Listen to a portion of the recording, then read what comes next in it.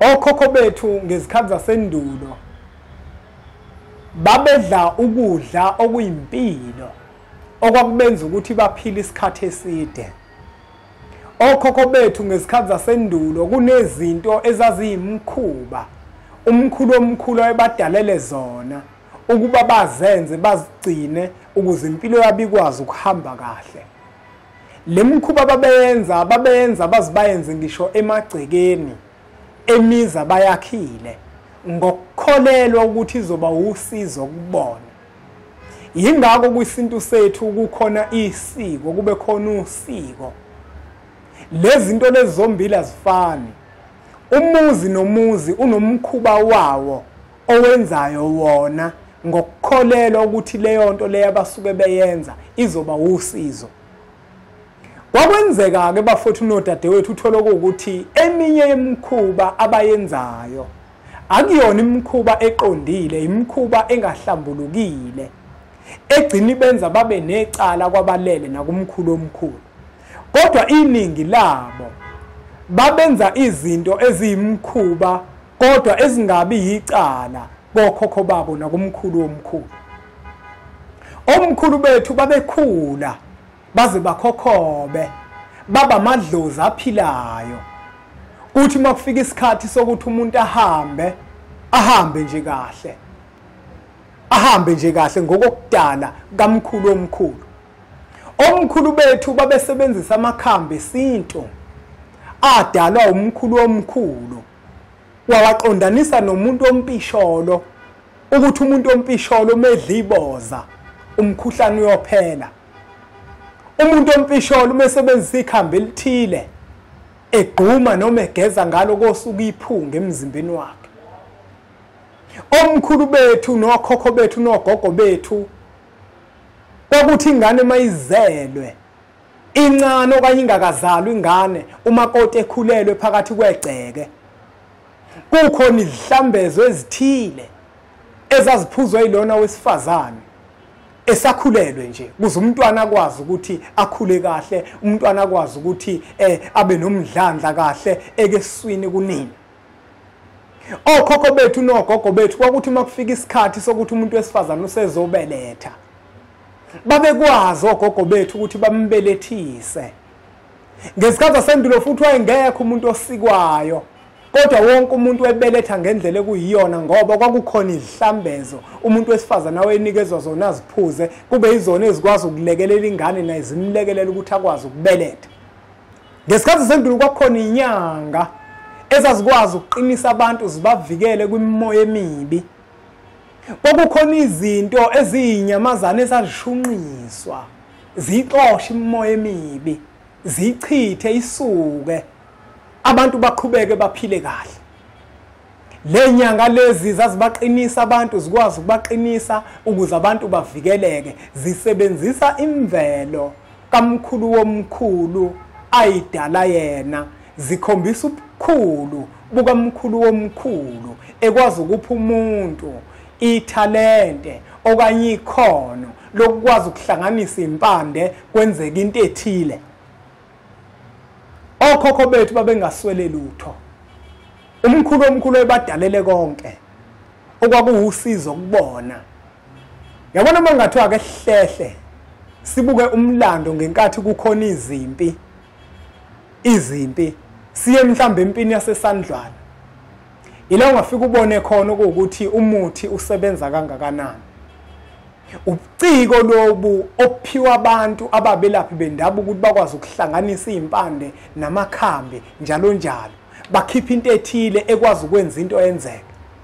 Mangase nje siye nje empini yasesandlwana ila ungabona khona ukuthi lento yomuthi iyasebenza kakhulu. Ingako mase kufika undlebe zikhanya ilanga. Wathi umefika undlebe zikhanya ilanga wafike wamdusa umuntu ompisholo wamtshela ukuthi konke lokwakhe akulungile okulungile okwakhe. Undlebe zikhanya ilanga wabe sefika nanenkolo. Wathi umefika nanenkolo undlebe zikhanya ilanga watshela umuntu ukuthi hayi akuguqwe emsamo kuguqwe esontweni ucele ukuphambanisa nesisekelo ukuphambanisa nendawo la kufanele ukuthi ucele khona ukuze into zakho zichume ziye phambili. kwaletha inkolo kwayiyona abantu abasontwa ngayo imqondo, abantu baphenduka izidomo, amabandla amaningi abantu abaphendula izidomo, abantu abaningi balahle imikhuba ewusizo yasemakubo, bathatha imikhuba yasesontweni ezobanqunda amandla, bathatha imikhuba yasesontweni bahamba oyitshala emakubo, banqunda imisamo yabo amandla, imisamo yabo yangaba namandla. Abantu abaningi bafundisa ukuthi uma ufuna into okufuna uthandaze esontweni uyicele esontweni. Imfundiso zelezo zikaNdlebe Zikhanyilanga. uNdlebe Zikhanyilanga wabona amandla umuntu ompisholo washaya umuthi. Njengoba ngishilo ngathi uma ngase ngithi akehlehle siye empini yaseSandlwane, ila ungafika ubone khona ukuthi ithongo linamandla kangakanani, umuthi unamandla kangakanani. Kwagxekwa konke lokho.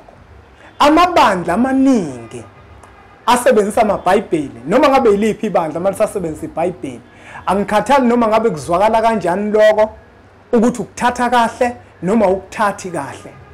Amabandla amaningi asebenzisa amaBhayibheli ayabadusa kakhulu abantu. Lawo mabandla lawo nawo adusiwe, anemfundiso azifundisa abantu.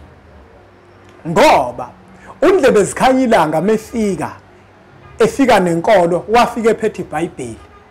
iBhayibheli lele kuyilona elidusa abantu. iBhayibheli lele kuyilona elinencwadi eziphikisa into yomuntu ompisholo ziphinde zive. iBhayibheli lona elixova abantu abampisholo. Angikhathali noma ngabe lenkulumo uyizwa kanjani, kodwa iyiqiniso, vele iqiniso alizwakali kahle. Yelani iBhayibheli esikhundleni sokuba thina sikhuluma ngamaqhawe ala kwelengabade. Sakhuluma ngoJona noJohane esingabazi. Saye ukukhuluma ngabantu bengabade. Kukho noShaka, kukho nocetshwayo. Maningi amaqhawe nenqalabutho ekufanele ngabe sikhuluma ngazo. Ekufanele ngabe yilona iBhayibheli lethu.